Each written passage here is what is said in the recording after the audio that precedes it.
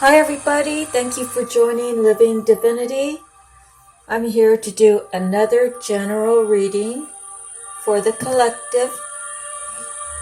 I'm going to start with the Bible, little section of Bible study.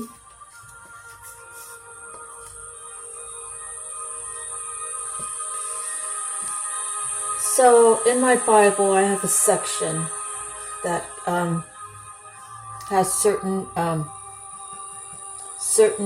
descriptions. So, for example, anger. 1 Timothy 2:8. I want men everywhere to lift up holy hands in prayer without anger or disputing. James 1:19-20. My dear brothers, take note of this. Everyone should be quick to listen, slow to speak, and slow to become angry. For man's anger does not bring out the righteous life that God desires. Psalms 37:8. Refrain from anger and turn from wrath. Do not fret. It leads only to evil. Proverbs 15:1. A gentle answer turns away wrath, but a harsh word stirs up anger. Ephesians 4:26. Do not let the sun go down while you are still angry. Galatians 5:19-20. The acts of the sinful nature are hatred, discord, jealousy, fits of rage. So those are some scriptures that you can refer to overcome your anger. If you learn them and if you practice them, then it'll help you become less irritated and understand the reasons why you shouldn't let anger take place. Okay, so we're only 2 minutes in, that's good. For my handwritten cards I have, when you fall from God's grace, there'll be judgment on your actions. It's not for us to judge. That's God's work.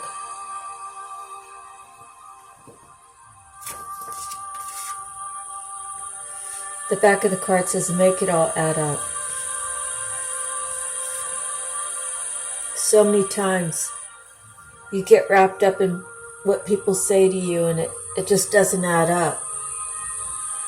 And you keep trying to ask questions. You keep trying, even if it's not asking that particular person a question, it's in your mind. You're asking yourself, why did that person say this? And it just doesn't make sense. They're saying this about another, yet I watch the actions of the other that they're speaking of, and it doesn't add up. You have to look deeper into it. You have to look deeper into that person's mentality, their feelings of why they would even say those things. Then you have to look at yourself and you have to say, why is this person in my life? Am I reflecting out to the world that this is the kind of person I want to be like? This is the kind of person I want to make time with?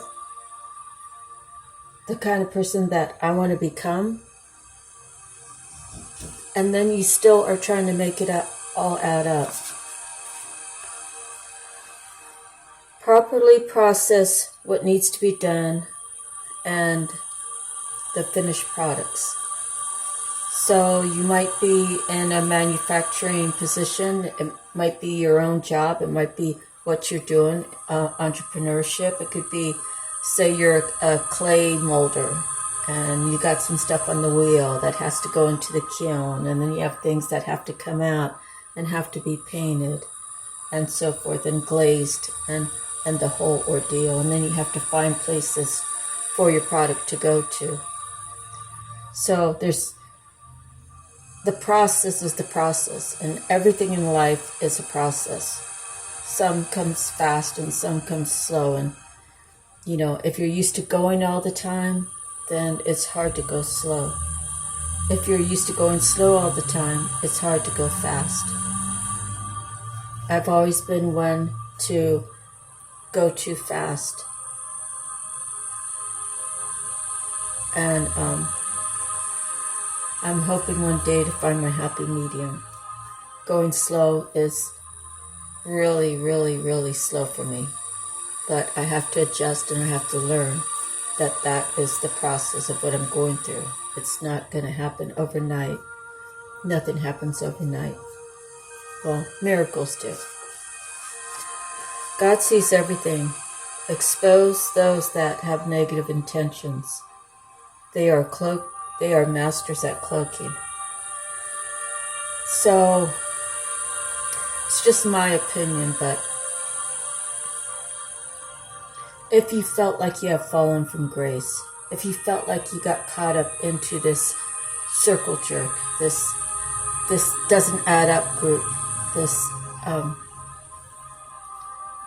you can see why people are doing what they're doing and why they're doing it. It starts with hatred.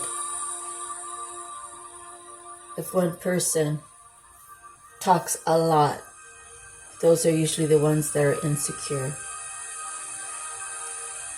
And that person who talks a lot, if that person holds a certain position, say at work,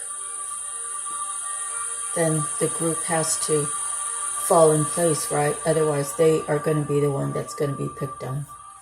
It happens like that at home, too. You could be the youngest or you could be the only child. You could be just picked at just because they can. And you have to do whatever it is to fit in, to almost look invisible so they won't be picking on you.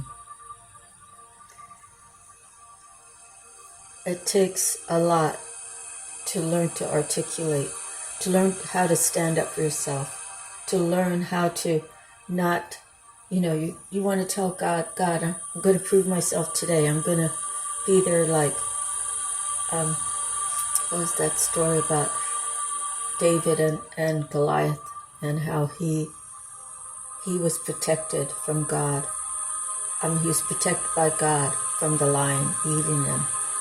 And he stood up, and I think he had his little whipping leather thing with the rock in it. I don't really know the story. I'm just using that as an example. That sometimes you have to stand up for yourself. Sometimes you have to just be a better person and say, look, what you guys aren't doing isn't right. And I'm not going to be a part of it. Because I'm better than that. I have better things to do with my life than to ridicule someone else because of my insecurities. I have to work on my insecurities. I got to make myself a better person. I have to give myself more self-love. And as long as I'm around you guys acting this way, I can't do it. And I won't do it. So that would be a way of exposing negative intentions or negative action towards someone else. And I've talked about this, projecting your hurts onto others. You're with the group because you fit in. When you begin not to fit in, when you begin to say, no, I'm not going to do this anymore, people look at you like you're crazy.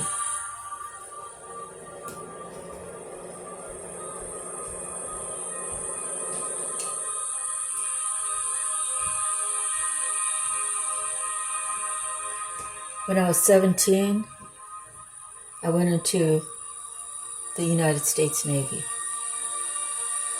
My sister, who had guardianship over me, had to sign the papers for me to go.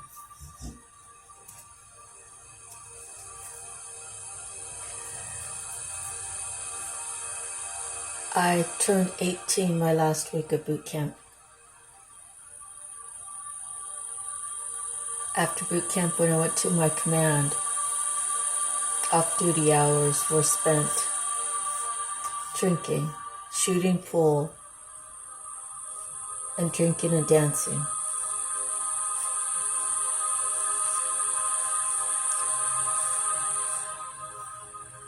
And then after I got out of the service, I was still drinking and dancing,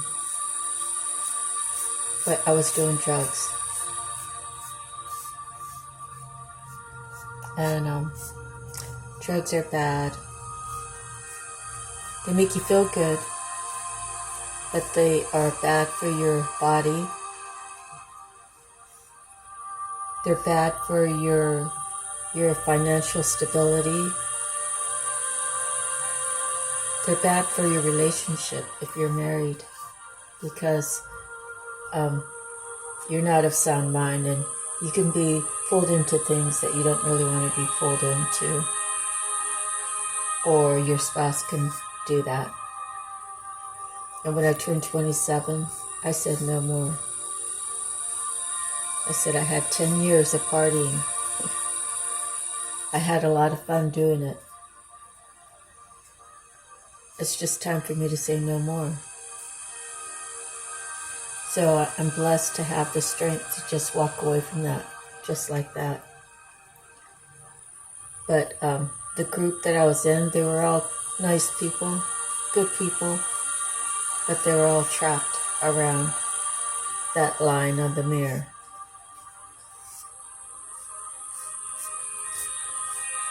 And I detached, and that caused problems between me and my husband, because he still wanted to.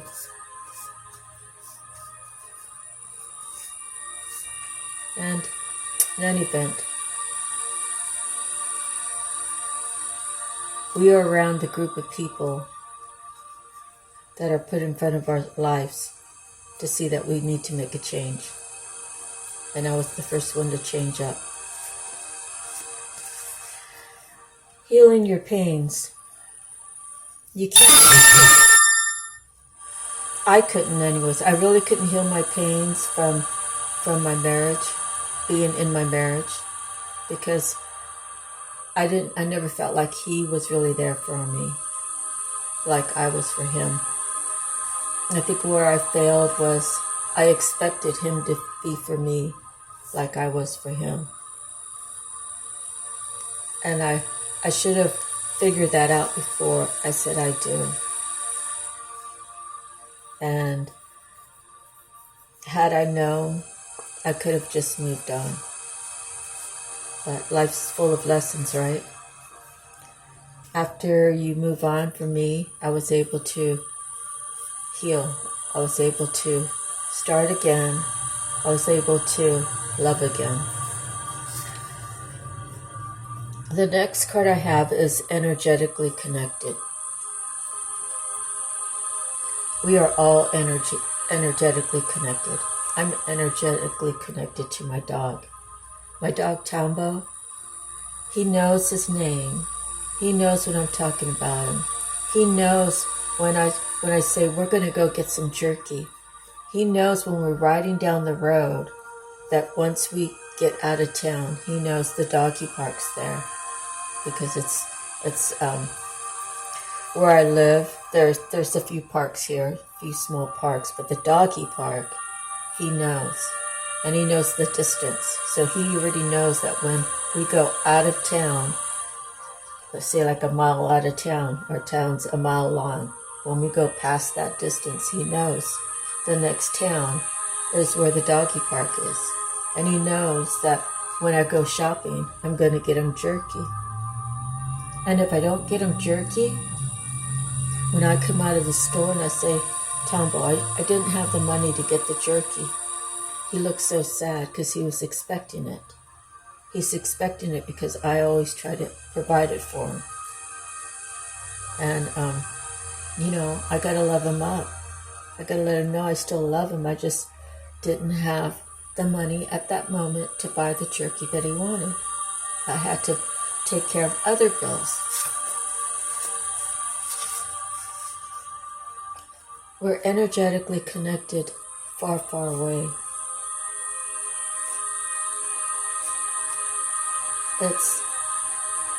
The example I use is when I talk to someone and say, you have a relative that lives far away that you're close to. Oh yeah, sure, mostly everybody does, right? So I'll say, do you ever think about him or her And then a minute later they call you. They say, yeah. I said, because you're energetically connected. You are sending them a wave of your thoughts, and it's being received. Either that or they're sending you a wave thinking, oh, I'm thinking about Tom, and I'm getting ready to call him. And then Tom will be like, hey, the phone rang, it was you. I was just thinking about you. It's because we are all energetically connected. And we should celebrate that. We should celebrate that, and we should never use it in a bad way. Using it in a bad way is sending hate across the wire of our energetically connected souls. When you send hate, how does that make that other person feel? It makes that other person feel sad. It makes them feel hurt.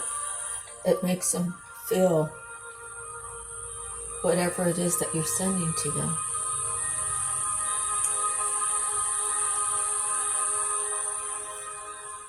I've sensed when people are going to die. I told 3 of my family members, you went under twice and you might not come out. So do better for your body. You're still needed here on earth. The first one was my sister Tanya.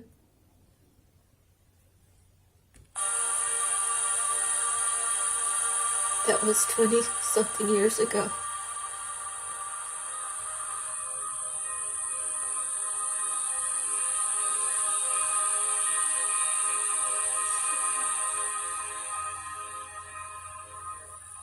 It's 1979.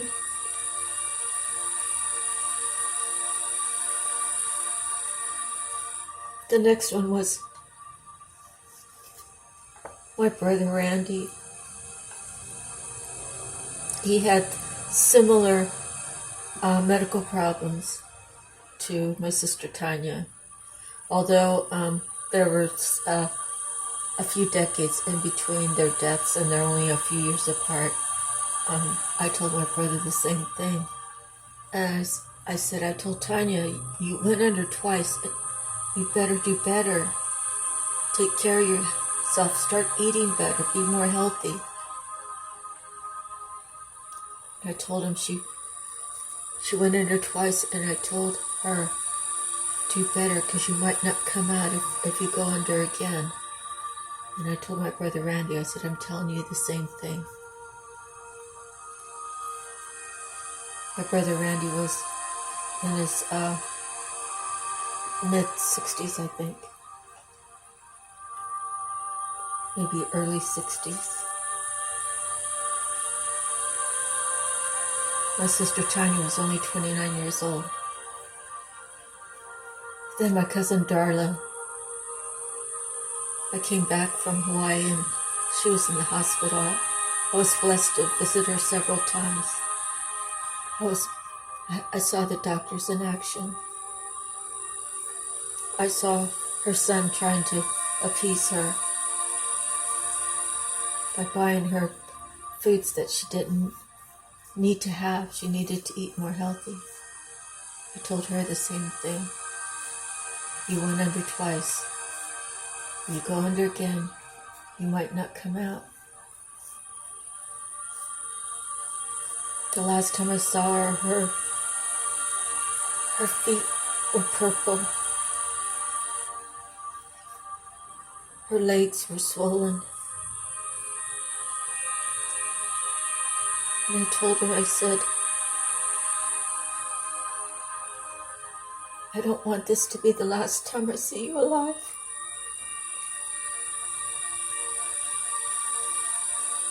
And when I left the hospice place, the elderly care place or whatnot, I was crying because I just I knew that was going to be the last time I seen her alive.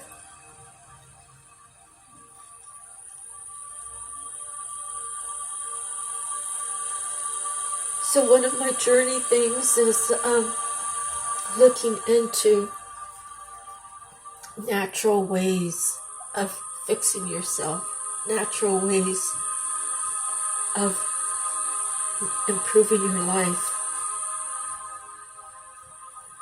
So far I've found that grapefruit is a great way to naturally reduce your diabetes numbers. Diabetes causes a lot of things.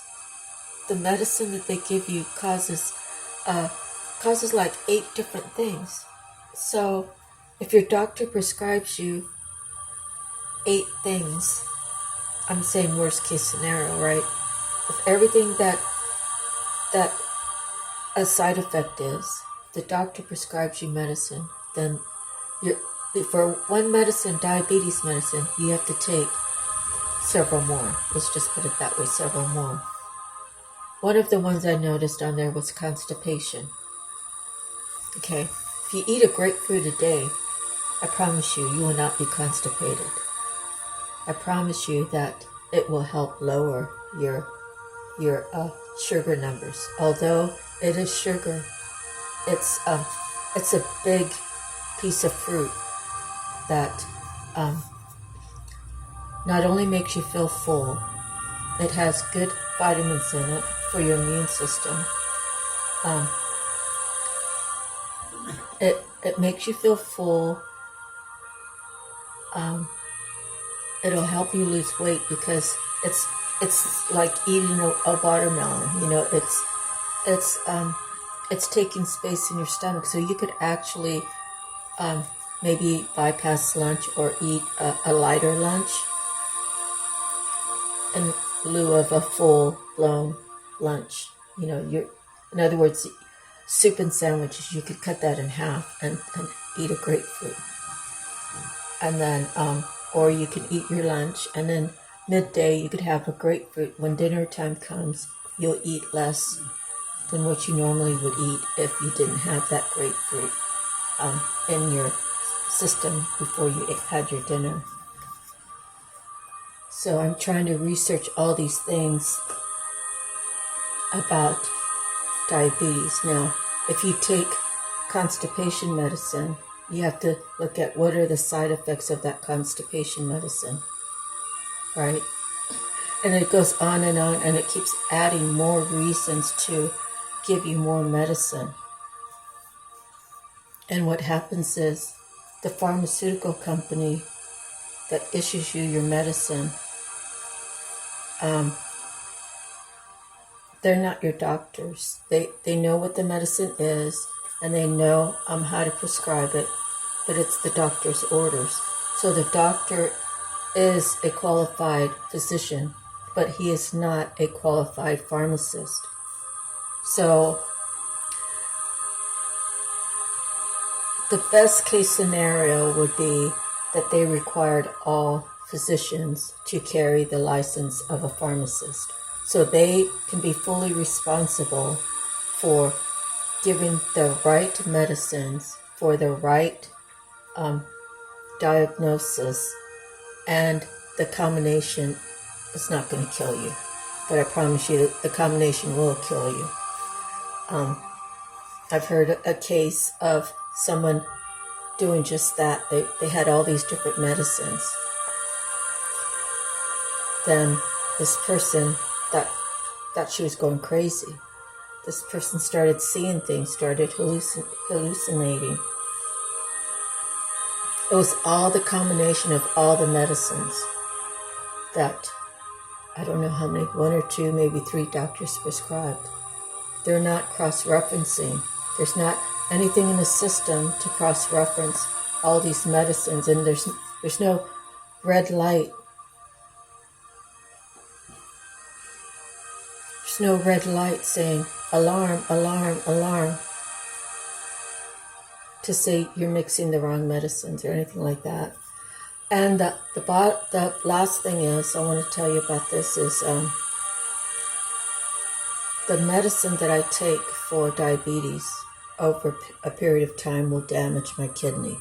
Now, I have 2 kidneys. Will it damage both of mine? I would probably say yes, because the kidneys work side by side, right? They don't just say, oh, we're going to work the right kidney today, and then tomorrow we're going to work the left kidney. They're both simultaneously being worked. So if your kidneys are damaged, you got bigger problems, because then your body's not filtering what it's supposed to filter, and it's not doing its job because it's not capable of doing its job, because it's damaged by all the medicine you're taking. So we are all destined to die, but why push the envelope? Why not search for natural ways to, we got to keep our doctors in check, We can't just assume our doctors know that I have Dr. Smith and I have Dr. Diaz and I have Dr. Wong, and they all are prescribing me something. We have to be in charge of our own body. We have to be responsible, because no one's going to treat us like we're going to treat ourselves. And one more quick story is my aunt, God bless her, she's passed away now.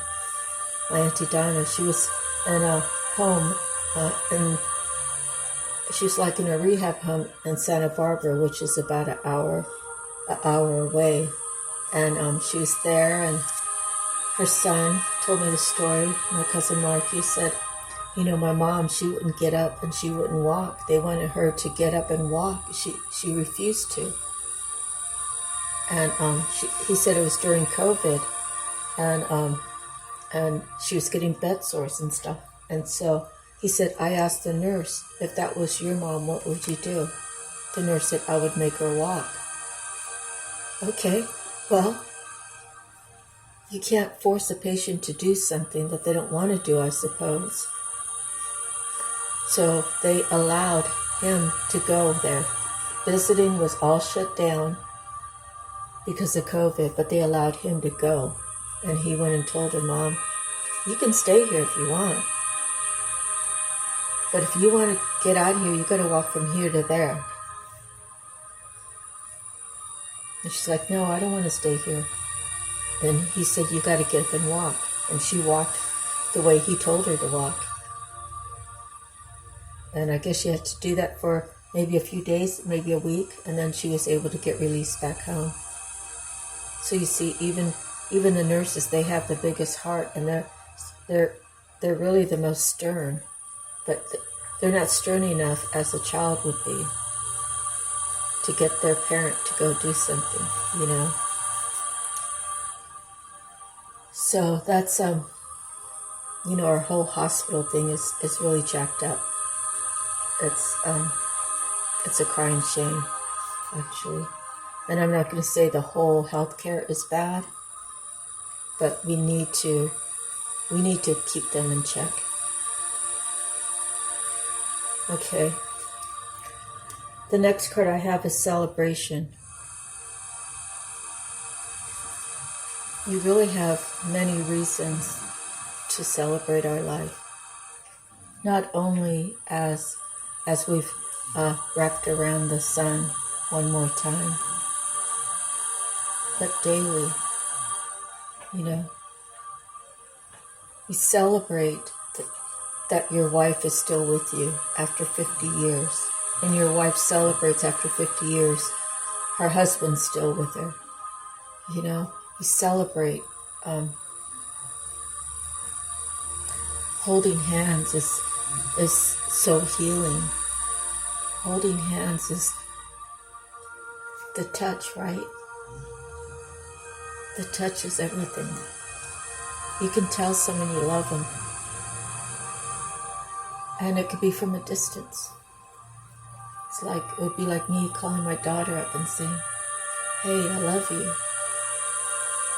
She could hear my voice, but I told her one day, I said, I'm just imagining how I'm going to feel the next time we see each other and I could just hug you.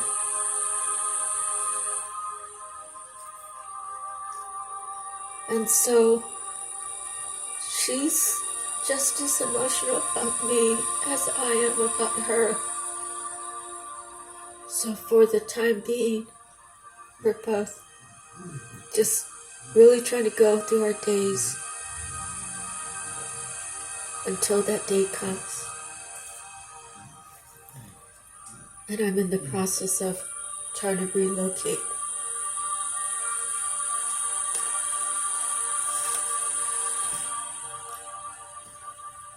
The next card I have is, you can't deny God. I certainly cannot deny God. God promised me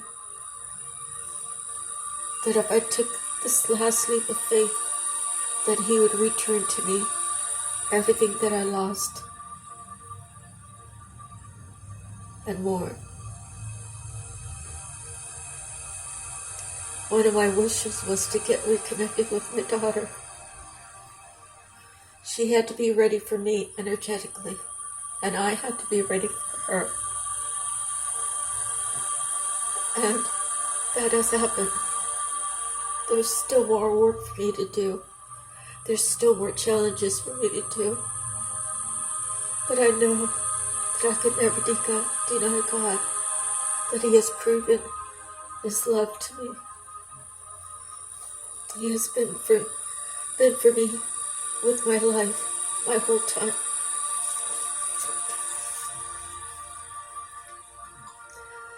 The next card I have is, well, it's the back of the other one. Donate when you can. You know, there's people here on social media giving free readings, telling you their life stories, hopefully being able to help you connect your pieces, pick up your pieces and to heal yourself and to move forward and to give you an inkling of what is to come when you open your heart to God. And believe me, God gives me everything that I need. But if you ever feel like donating, it sure would be a big help. It could help me build my business. It could help me make my ends meet. It could help me do the things that I need to do. And maybe one day it could help me do something that I'd love to do. You know, like a vacation or something. Like sending my daughter something in the mail for her birthday that she would really love. Anyways, it doesn't have to be donated to me. That's just, I guess, my little wish list. But just donate. Don't take your items out of your house. If it's in your house for 6 months or more and you're not using it, it's time for you to box it up and take it. Give it to the neighbors. Give it to a church. Give it to a donation center.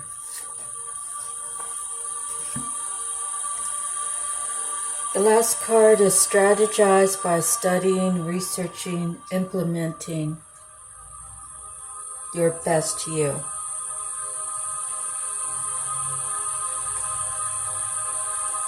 You know, to be the best you doesn't necessarily have to mean you need Botox.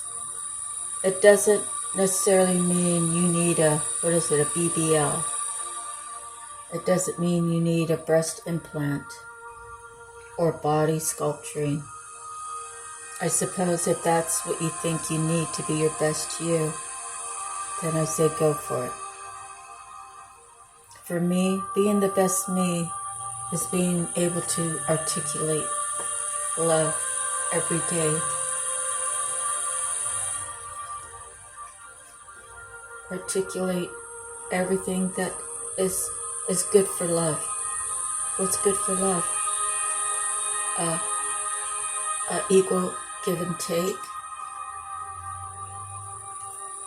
The fact that when someone needs you, you'll be there for them.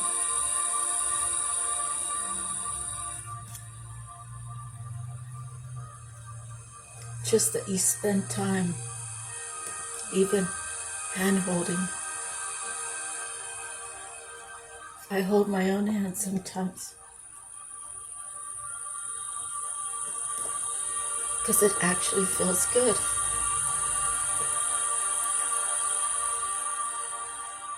Why do I visualize myself being the best version of me? I visualize myself having a clean home, eating good foods, exercising, doing fun things like singing or painting or dancing, maybe doing some clay work or some stained glass work, maybe making a brass bell with the ringer inside of it, the little clingy thing. I say to myself, I never want to stop learning new things. I never want to stop trying to master the things that I already do.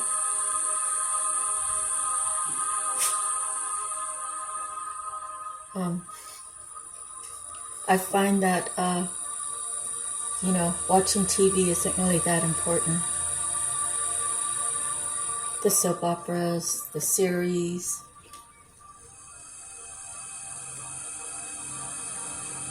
But you just study and research, write things down that you think is going to make you happy, make you feel whole and complete. How do I heal myself? How do I get past the fact that somebody pushed me to the point that I actually wanted to kill him? I never wanted to kill anybody my whole life.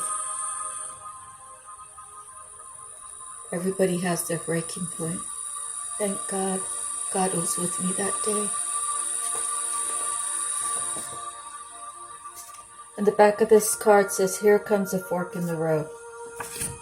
Our life is forever growing. We're always on our journey.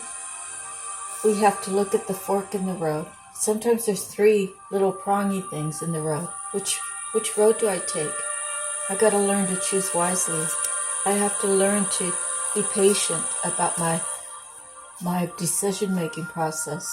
I have to learn to write things down to say, what are the pros and cons of each road? What could possibly happen, good or bad? And then I have to pray about it. And I have to say, God, I have three forks. And I want to make the right decision. And I'm kind of feeling like the middle one's the right one. Lord, I don't want to make a move until you help me figure this out. And I want to listen to you, Lord, and I want you to guide me. And when you tell me which one to go on, I'll take that leap of faith and I'll trust that everything's going to go just as you planned it, Lord. Okay?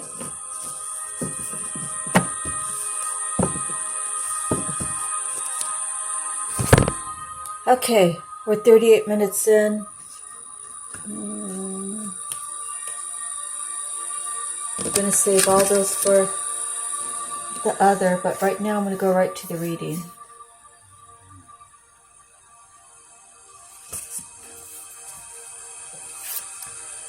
We got the 2 of Wands, and that's a choice of working by yourself or working with someone else. Added thing. Right now I've been doing everything on my own, but I'm hoping to grow and to add more. You get more people's ideas. You get to use their concepts, add them into the mix, and they get to learn from you and you learn from them. Because not everybody knows everything. The Knave of Swords is a spying person, observing and spying. The 8 of Swords is feeling trapped.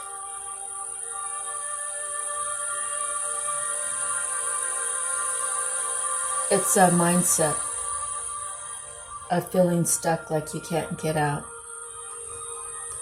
And sometimes, always do you have the key. It's just, you got to be ready to take that leap of faith. The Chariot tells you to go where you've decided to go. Don't let those 8 swords stop you. Where are you going to? You're going to what makes you happy. You see down below there's 2 little kids, and they're like twins. And the sun is the best card in the deck, because the sun is everything. The sun provides everything we need. If God took the sun away from us, what would we have?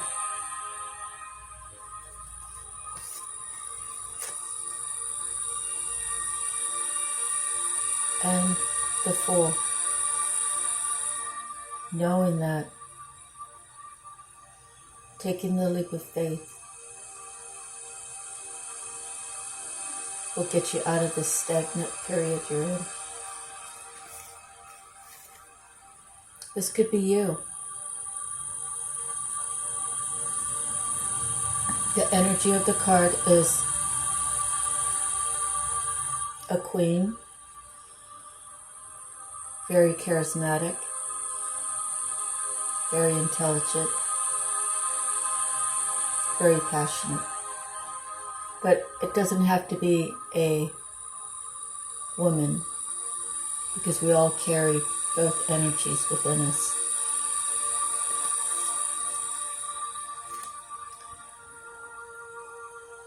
The Nine of Wands. The Nine of Wands is about being resilient, having a longevity, like being able to carry 9 sticks a great distance. Having the strength to do that mentally and or physically.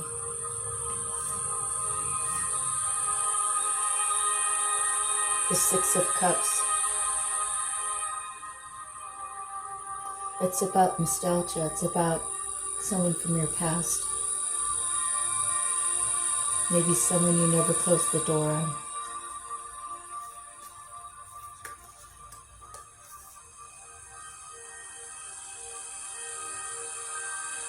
This is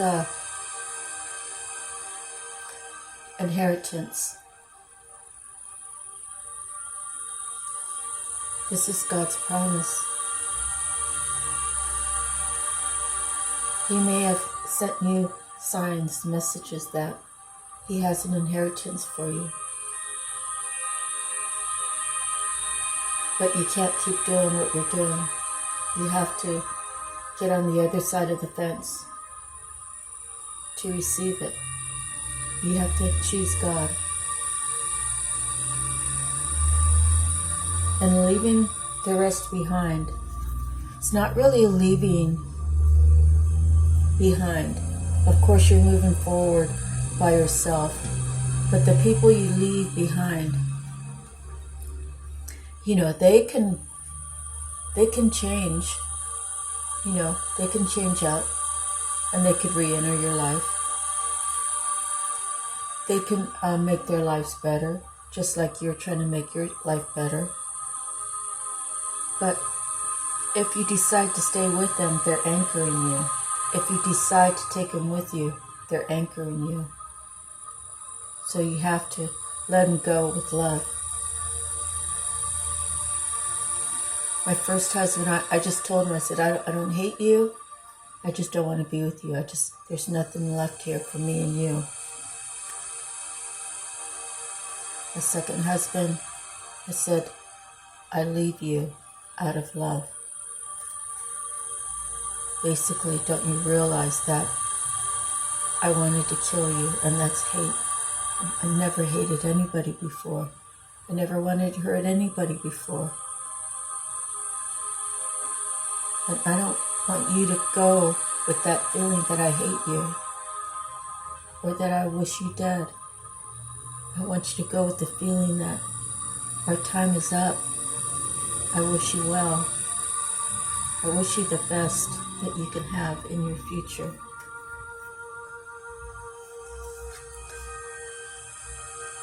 That's the tower. When you end it, it really changes people's lives. But if you choose to have love and God in the forefront, look, I'm doing this because I have to do it for myself, for my soul. I want to have God in my life. I've seen other people have remarkable changes, and I want some of those great changes. I don't want to dog them out because they're different than me. I want to embrace the love that I feel when I'm around them, although it's scary because God's love is so strong and I feel it coming right through them. I want to be able to have that. I want to be able to help people. I want to be able to elevate myself. And it's wrong for anyone to hold me back or expect me to carry him on my back, because I'm only one person, and right now I gotta look after myself. Doesn't mean I don't love you. It means I have to love myself a little bit more to know that this life that I have currently is not the life that's going to carry me through eternity. It's love. Love transcends. So the last 3 cards that I pulled are actually very remarkable, considering the card I pulled before the Tower was the 4 of Coins.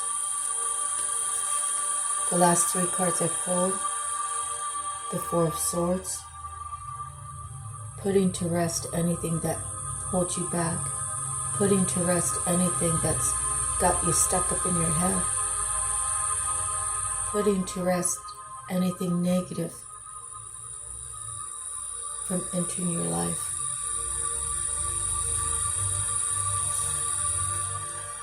The 4 of Cups.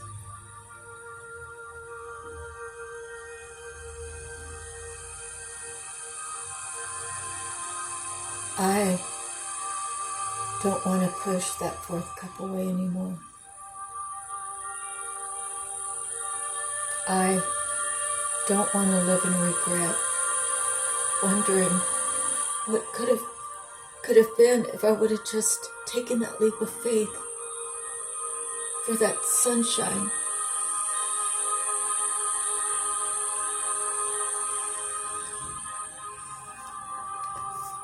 And the last one was the 4 of Wands. It's a happy home. It's stability. It's even give and take. It's God's promise. God's promise if you open your heart to Him.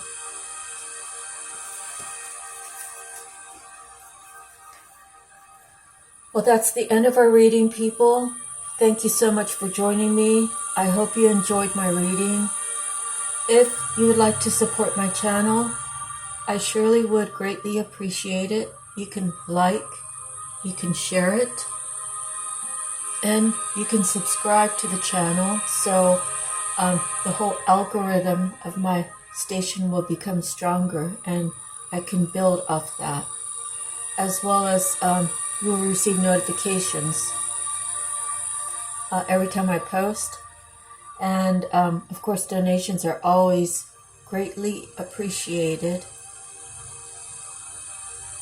and graciously accepted. And if you'd like a private reading, I have my email address down there. You can shoot me an email and we can talk over pricing and availability. And well, God bless you all. Sending you love, light, peace. Sending you lots of healing and a lot of sunshine. God bless. Aloha. See you next time.